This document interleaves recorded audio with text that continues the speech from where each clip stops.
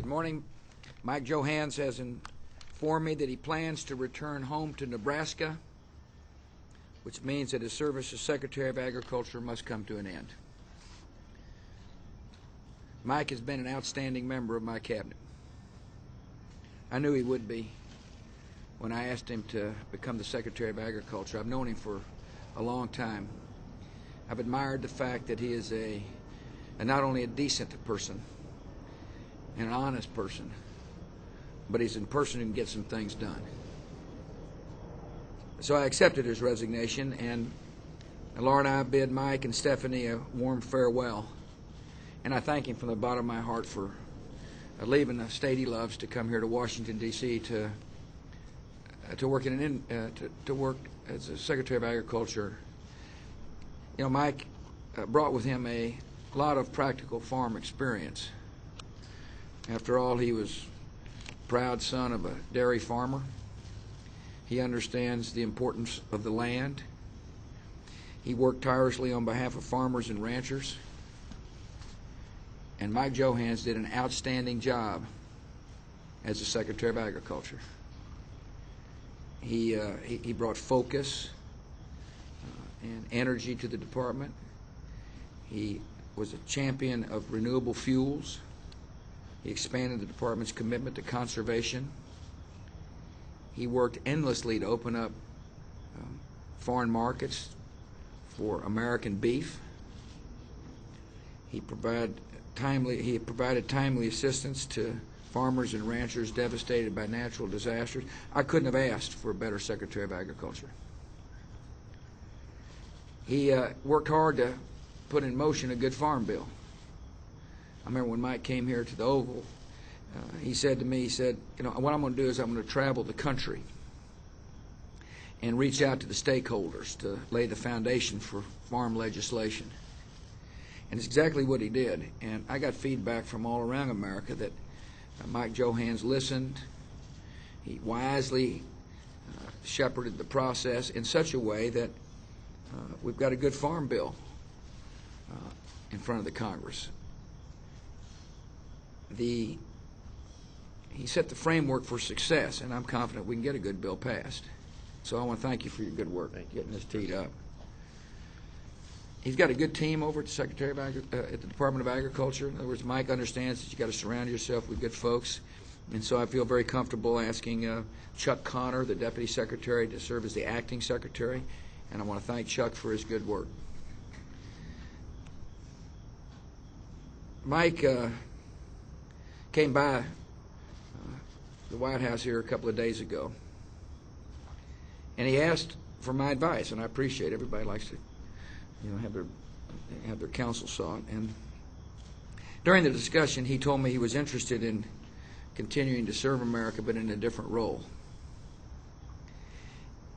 And I asked him if, you know, this is something he was seriously considering. In other words, you know, sometimes you get these rumors out there in the political process where somebody feels like they've got to say, yes, I'm interested. But no question in my mind that Mike loves Nebraska, and he's serious about going home and possibly serving in a nation in different capacity.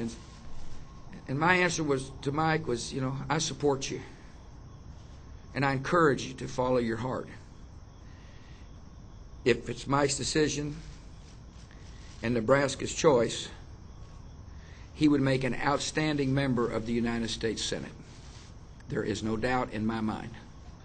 And so I want to thank you for your service, thank you for your friendship, thank you for your commitment to America's farmers and ranchers and our country.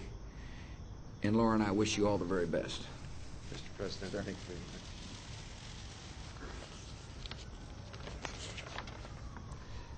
Well, let me start out today and just say, Mr. President, thank you so very much for those kind words. Also, thank you for your support to me and to Stephanie throughout the years.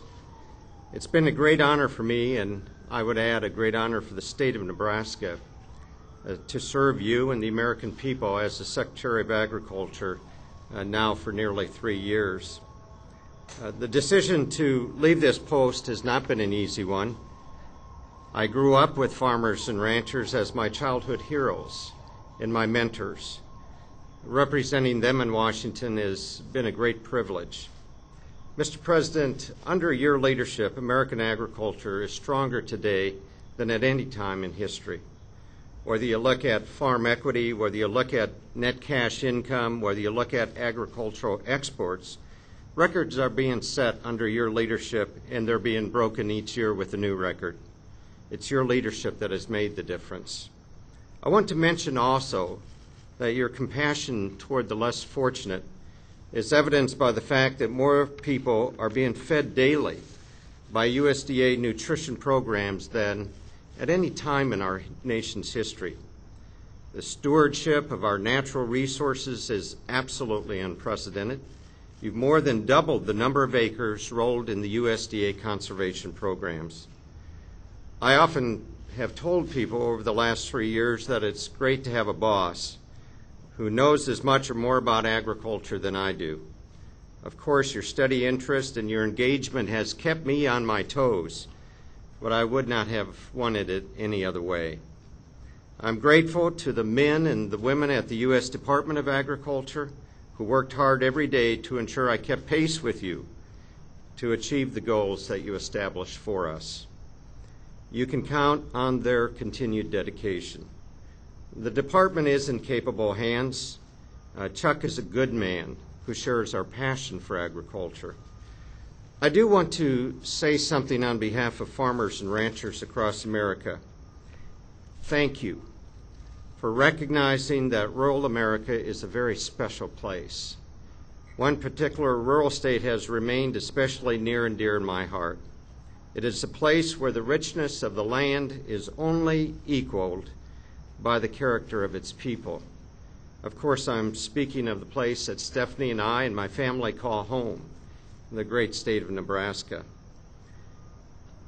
In a sense, I brought Nebraskans with me to every cabinet meeting, every hearing on Capitol Hill, every negotiating session in faraway countries. I often thought of the wisdom they conveyed to me during my years as governor. I often thought of their decency, and I did my best to remain true to the common sense, practical approach of Nebraskans. But even as I look forward to returning to the good life in Nebraska, I look back on what has been truly an opportunity of a lifetime. For me, a dream come true for a farmer's son.